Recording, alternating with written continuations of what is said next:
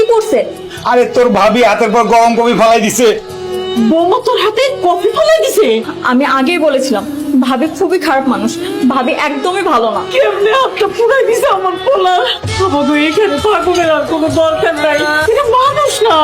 শামীম শোন, বস্তির বাচ্চা ছাদের দিকে যাচ্ছে, তুই যে করে হোক প্ল্যান সাকসেস কর। প্রথমে ওর সামনে স্বর্ণের আংটিটা ফেলে সিনক্রেট করবি, যদি ও স্বর্ণের আংটিটা ধরে চোর চোর বলে সাথে সাথে চিৎকার করবি। স্বর্ণের আংটি মনে হচ্ছে। আপনার পকেট থেকে পড়ছে, আমি স্পষ্ট দেখছি। হ্যাঁ, আমরা তো এত দামি জিনিস ব্যবহার করি না। আপনি এক কাজ করেন, আপনি এটা আপনার বোনকে দিয়ে। আমি বা আমার পরিবার অন্যের কোনো জিনিস ধরিও না, তাকাইও না। বস্তির ছেলে বলে যা বোঝাবা তাই বুঝবো না। শোন, আর একবার যদি উল্টা পাল্টা কথা বলো, লোভ দেখাও যদি, এমন একটা দিব না লাঠিমের মতো ঘুরতে থাকবা শুধু। আমি তো আপনার ছোট ভাইয়ের মতন ভাই, বুঝেন না? সরি ভাই, আপনি কিছু মনে করেন না, আমার ভুল হয়ে গেছে। যাক, সমস্যা নাই, আমি এটা দেখতেছি যে রাস্তাঘাটে যে থাকবে তার আমি দিয়ে দিব। আচ্ছা ঠিক আছে। এই সেই মাদক বিক্রেতা, দেখতে আলা ভোলা, মনে হয় ভাজা মাছটা উল্টে খেতে জানে না। আমি মাদক বিক্রেতা মানে পুলিশ যখন চার্জ করবে তখন বুঝবি কত দামে কত চাল। আমাকে সার্চে ভয় দেখে লাভ নেই।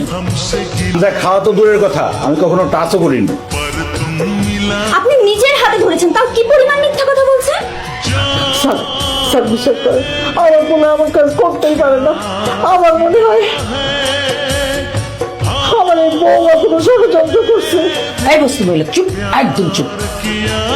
আমার মেয়েকে নিয়ে একটা বাজে কথা বলবি না। এরকম ছেলে যখন জন্ম দিয়েছিলি তখন খবর ছিল না, মনে ছিল না? আমার ভাই এরকম কাজ করতেই পারে না। আমার ভাই এরকমটা না, আমার ভাই অনেক ভালো। আপনারা মা মেয়ে মিলে আমার ভাইকে ভাসাচ্ছেন, আর আপনারা দুজন খুবই জঘন্য মানুষ। চুপ কর ফকিন্নির বাচ্চা, আর একটা কথা বলে আমি এক চড় মেরে তোর গলার স্বর নামিয়ে দেবো। আমার সাথে এরকম জঘন্য কাজ করতে আপনার কলিজা কি একবারও কাঁপলো না? এত কথা নাই, যা আছে সব থানায় হবে কথা। আসো। এই ফকিন্নির বাচ্চা, তুই হুমকি কি করো? তোর পোলানা জেলে গেছে, এখানে বসে রয়েছিস কেন? পোটলা পাটলা ইয়ে আমার বাড়ি থেকে বাইরে যাবো না।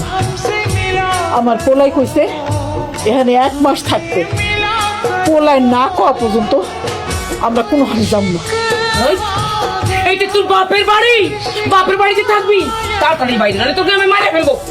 আন্টি, আমার মার গায়ে যদি আরেকটা হাত তুলেন, ব্যাপারটা কিন্তু ভালো হবে না। আমি আপনার হাত ভেঙে ফেলবো। এইটা আপনি কি করলেন?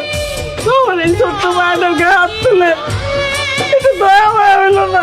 তোরাই বাড়ি ছাড়ে না গেলে এখন তো শুধু হাত তুলছি, এরপরে পরিণাম কিন্তু আরো ভয়ানক হইব।